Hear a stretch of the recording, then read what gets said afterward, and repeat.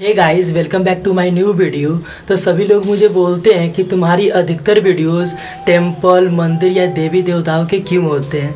तो मैं आज अपने लाइफ की 3 सच्ची घटनाएं बताने वाला हूं। इस घटनाएं से तुम्हें पता चल जाएगा कि मैं अधिकतर मंदिर और देवी देवताओं के वीडियोस क्यों बनाता हूं। तो चलो मैं बताता हूं अपने लाइफ की सच्ची 3 घटनाएं। तो वीडियोस में बने रहो। जो चैनल पर न्यू है चैनल को सब्सक्राइब कर लो, बेल आइकन को दबा लो और चलो दिखाता हूं अपनी लाइफ की 3 सच्ची घटनाएं। और उसमें एक मैं तुम्हें ब्लॉग भी शेयर करूंगा जो मैं भी लाइफ टाइम में कभी वो ब्लॉग शेयर नहीं किया। मैं बहुत दिन से बना कर रखा हूँ, मैं उसे कभी शेयर नहीं किया। मैं सोचा तुम सबको भी शेयर करता हूँ क्योंकि मुझे बहुत सारे डीएम्स कमेंट आते रहते हैं इससे रिलेटेड। तो मैं सोचा चलो आज इसे क्लियर कर ही देता हूँ। पहली घटना है 2 मार्च 2023। वीडियोस बनाने के लिए मैं बुलेट बाइक राइड कर रहा था, तभी मेरा एक्सीडेंट हो जाता है। और इस एक्सीडेंट में मेरा राइट हैंड का जो एल्बो है इसका लिगामेंट में क्रैम्प आ जाता है। डॉक्टर्स बोलते हैं कि 2 महीने तक तुम्हें कुछ उठा नहीं सकते हो। बताओ तो दोस्तों, मैं 3 महीने तक अपने इस हैंड को ऊपर नहीं कर पा रहा था, ना मैं इसे फ्रीली रोटेट कर पा रहा था, जिस कारण मैं काफ़ी डर गया था कि मैं लाइफ टाइम कभी दोबारा जिम ज्वाइन कर पाऊँगा या नहीं, मेरा फिटनेस कहाँ जाएगी। इन सब से रिकवर करके मैं फाइनली अपने फिटनेस गोल को अचीव करने में लग जाता हूँ। तभी अक्टूबर का महीना आता है और मुझे यूट्यूब पे एक वीडियोस मिलता है। उस चैनल का नाम था प्रतापगढ़ एचयूबी। उसने एक वीडियोस पोस्ट की थी मिर्ज़ापुर विंध्याचल, यानी विंध्याचल धाम का ब्लॉग था उसका मिर्ज़ापुर से रिलेटेड। और प्रतापगढ़ एचयूबी जो चैनल का नाम था, वो वीडियोस देखकर मैं काफ़ी एक्साइटेड हो गया था और मैंने भी मन बना लिया था कि विंध्याचल जाकर मैं भी ब्लॉगिंग करूँगा और मैं वीडियोज़ बनाऊँगा। और तभी अचानक मेरी तबीयत ख़राब हो गई। मैं सोचा नॉर्मल फीवर है, नॉर्मल दवा लिया, लेकिन उससे कोई असर नहीं हुआ। मेरी फ़ीवर जा ही नहीं रही थी। मैं डॉक्टर्स के पास गया। डॉक्टर ने बोला कि फ़ीवर 1 हफ्ते से ज़्यादा हो चुका है तो तुम्हें ब्लड टेस्ट कराना होगा, जिससे मुझे पता चल जाएगा कि फ़ीवर का कारण क्या है। मैंने ब्लड टेस्ट कराया और मैं काफ़ी उदास हो गया क्योंकि मुझे 2 महीने तक डॉक्टर ने कहा कि तुम्हें रेस्ट करने होंगे और दवा लेने होंगे और तुम्हें ये फ़ीवर 2 महीना 3 महीना बाद कभी भी आ सकता है रिटर्न, क्योंकि मुझे हो चुका था टाइफाइड। और मैं डर गया कि मेरा फिटनेस गोल क्या होगा, मेरे ट्रैवलिंग, ब्लॉगिंग, जिम सब बंद हो चुका था। और मैं दवा लेकर घर आया। 1 दिन हुआ, दूसरे दिन मुझे अचानक ख्याल आया कि अरे मैं तो डिसाइड किया था विंध्याचल जाकर ब्लॉग बनाने का। तो मैं जैसे भी कंप्रोमाइज़ करके फैमिली वाले को मनाया और मैं विंध्याचल के लिए निकल गया। और उत्तर प्रदेश के मिर्ज़ापुर में बसे विंध्याचल धाम में पहले मैं विंध्याचल के गंगा घाट पे स्नान किया। उसके बाद मैं माँ विंध्यवासिनी के दर्शन किए।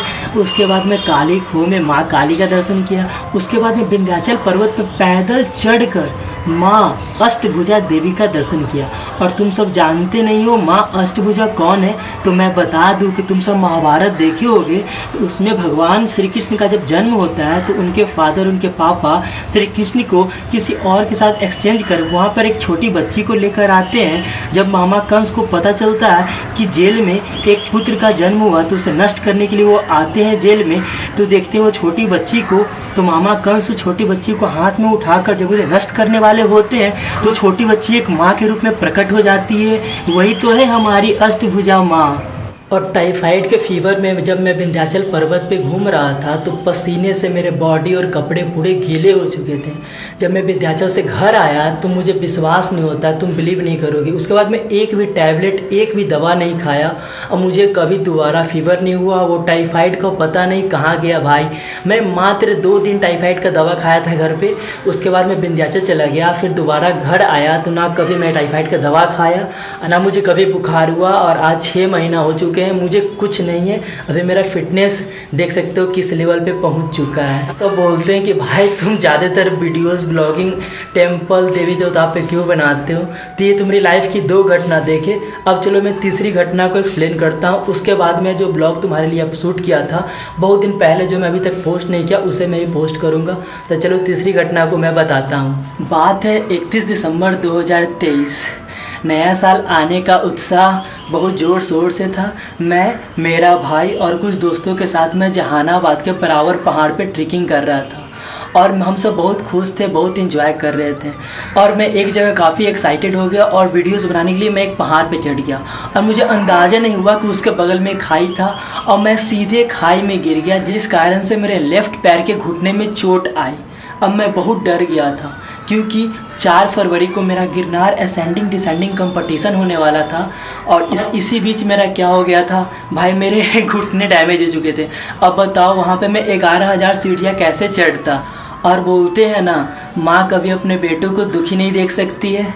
समय बीता, 1 महीने के बाद 4 फरवरी को मेरा अहमदाबाद में जूनागढ़ में स्थित गिरनार असेंडिंग डिसेंडिंग कंपटीशन था, जिसमें गिरनार पर्वत के 11,000 सीढ़ियों को फतह करना था 1 घंटा 30 मिनट में।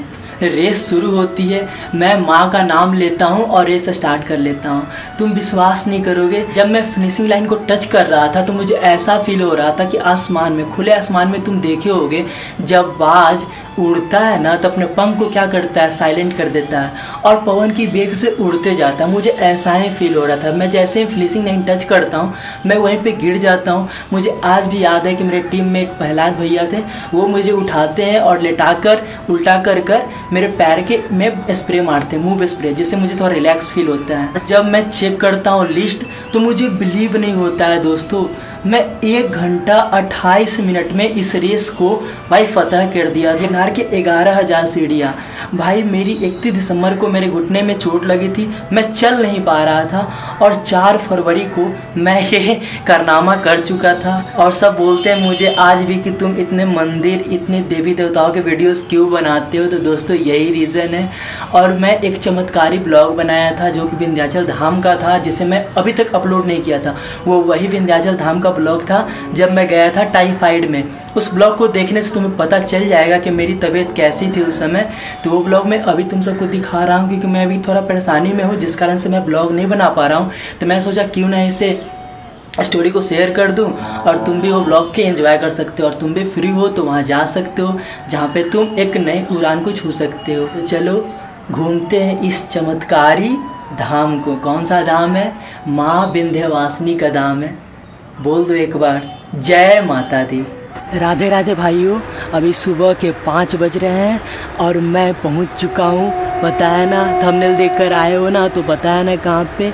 मैं अभी विंध्याचल रेलवे स्टेशन पे हूँ, देख सकते हो। ये सुबह 5 बजे का माहौल है और बैकग्राउंड में देख सकते हो ये विंध्याचल रेलवे स्टेशन का प्लेटफॉर्म है। और यहाँ पे भाई हर एक मिनट गाड़ी आ रही है। देखो अभी एक और भी ट्रेन आ रही है। मैं बार बार रुक रहा था कि मुझे साउंड नहीं मिल रहा है, बनाता हूँ। फिर एक ट्रेन पास करी, अभी काशी दर्शन ट्रेन पास की है। सुबह के 5 बज रहे हैं और इस टाइम में यहाँ पे बहुत सारे ट्रेन पास करती है, क्योंकि इस समय ही यहाँ पे बहुत सारे दर्शन करने आते हैं। तो उस मॉर्निंग में आएंगे तो उनको खूब है कि यहाँ पे देखो यहाँ पे क्या है मिलने वाला है मुझे। हमें यहाँ पे 3 दर्शन करने होंगे आपको। पहला माँ विंध्यवासिनी का, दूसरा अष्टभुजा देवी का और तीसरा माँ काली खो का। तीनों अगर आप दर्शन करते हैं तो आप यहाँ पे 3 परिक्रमा अपना पूरा कर लीजिएगा। तो मैं आज करने वाला हूँ 3 परिक्रमा पूरा। और यहाँ पे रूल है कि पहले तुम आते हो तो तुम्हें क्या करना पड़ेगा, गंगा स्नान। तो चलो चलते हैं पहले गंगा स्नान करने गंगा घाट पे। और मैं बता दूँ ये जो गंगा घाट है विंध्याचल रेलवे स्टेशन से मात्र 500 मीटर के वॉकिंग डिस्टेंस पे है। और ये जो गलिया देख रहे हो ना, ये गलिया का पगडंडिया पकड़ कर तुम जाओगे तो वहाँ पहुँच जाओगे। मैं जा ही रहा था तो रास्ते में मुझे एक भैया मिले और ये सुबह सुबह 5 बजे अपने स्टॉल को तैयार कर रहे थे विंध्याचल आए श्रद्धालुओं को चाय सर्व करने के लिए। घाट के किनारे पहुंचते हैं मुझे अत्यंत सुखद अनुभव हुआ और मैं इसी अनुभव को एक भैया के साथ शेयर किया। और मात्र 50 रुपये में नौका लेकर मैं घाट के इस पार से उस पार चला गया स्नान करने, मस्ती करने। और मैं बता दूं कि आप कभी यहाँ आते हैं तो यहाँ पे आप दोनों साइड स्नान कर सकते हैं। घाट के इस साइड भी स्नान कर सकते हैं और नौका लेकर उस साइड जाकर भी स्नान कर सकते हैं। गंगा स्नान के बाद अब चलते हैं विंध्याचल धाम के दिव्य दर्शन पे। और विंध्याचल में मेरा पहला काम था माँ विंध्यवासिनी के चरणों में अपने सर अर्पित कर कर आशीर्वाद लेना। उसके बाद माँ काली खो के चरणों में अपना सर झुकाना और उसके बाद माँ अष्टभुजा के चरणों में अपना सर झुकाना। इसके लिए मैं सीधा पहुँच जाता हूँ माँ विंध्यवासिनी टेम्पल, जिसका कॉरिडोर अभी अंडर कंस्ट्रक्शन था, जिस कारण से थोड़ा धूल वहाँ पे मिल सकते हैं, लेकिन अब बहुत ज़्यादा ये बन चुका है और ये बहुत ही भव्य मंदिर बनने वाला है। तेरे मंदिर में आना मेरा काम है, मेरी बिगड़ी बनाना तेरा काम। तेरी चौखट पर मैं आ ही गया, मुझे दर्शन दिखाना तेरा काम।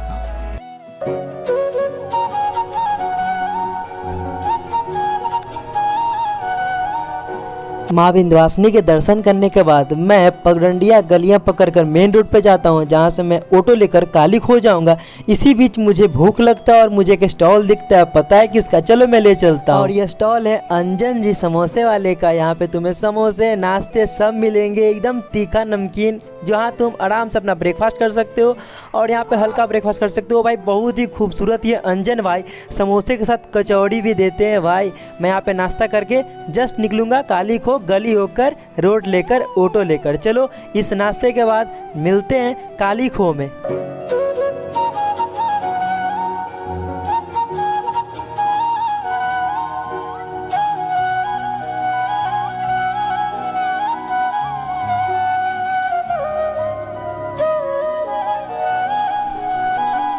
माँ काली के द्वार मनोकामना के चुनरियों से भरे पड़े थे और भंडारे के प्रसाद की तैयारियां भी जोर शोर से हो रही थी। काली खो में माँ काली के दर्शन के बाद मुझे ये सीढ़ियाँ मिलती है माँ काली मंदिर के ठीक पास में। ये सीढ़ियाँ मुझे ले जाएगी माँ अष्टभुजा मंदिर। ये सीढ़ियाँ चढ़ने के बाद बीच में विंध्याचल गांव आएगा और उसके बाद विंध्याचल पर्वत आती है, जिसे क्रॉस करने के बाद मैं पहुँच जाता हूँ माँ अष्टभुजा के स्थान पे।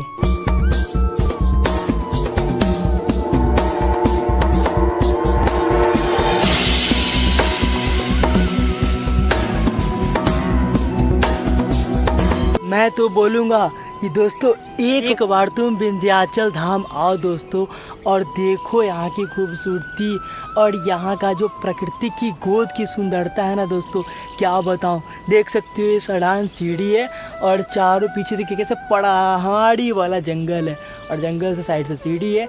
और मैं एक चीज़ दिखाता हूँ दोस्तों, आ जाओ। मैं दौड़ रहा हूँ लेकिन थोड़ा रिस्क है, लेकिन कोई नहीं। देखो दोस्तों ये विजडम वाटरफॉल ही है, विजडम वाटरफॉल है, आई थिंक वाटरफॉल ही है।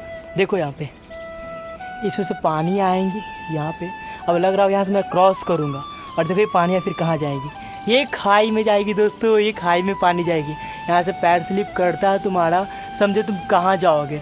और ये देखो प्रकृति की गोदी है ना, अगर बारिश होती है तेज अभी और ये पहाड़ से पानी आता है तो देखो पानी ऐसे आता हुआ देखो कैसे नीचे जाएगा पहाड़ी के नीचे। और ये एक वाटरफॉल है लेकिन अभी ये सूखा हुआ है। ये तुम्हें पड़ेगा अष्टभुजा मंदिर से तुम सीताकुंड जाओगे तो ये तुम्हें देखने को मिल जाएगा। आ जाओ, अगर तुम चाहो तो यहाँ से नीचे जा सकते हो, लेकिन तुम्हारी मर्ज़ी है। नीचे तो तुम अपने मर्ज़ी से जाओगे लेकिन ऊपर अपने मर्ज़ी से नहीं आ सकते क्योंकि आने लायक रहोगे नहीं। देखो कैसे जाओगे, कैसे जाओगे तुम ही बताओ, कैसे जाओगे, कैसे जाओगे। और यहाँ से आएगा वाटरफॉल का पानी। अभी तो ये वाटरफॉल सूखा हुआ है, देख लो पानी ने कितने चट्टानों को काट कर कैसे अपना अपना रास्ता बनाया। तुम भी मुसीबतों को काटते हुए अपना रास्ता बनाओ और आगे कुछ करो। तो बोलो राधे राधे। दर्द मेरा तू नहीं समझा तो फिर समझेगा कौन। हाय हाय हाय। दर्द मेरा तू नहीं समझा तो फिर समझेगा कौन। वाह। मेरे हक में तू नहीं बोला तो फिर बोलेगा कौन।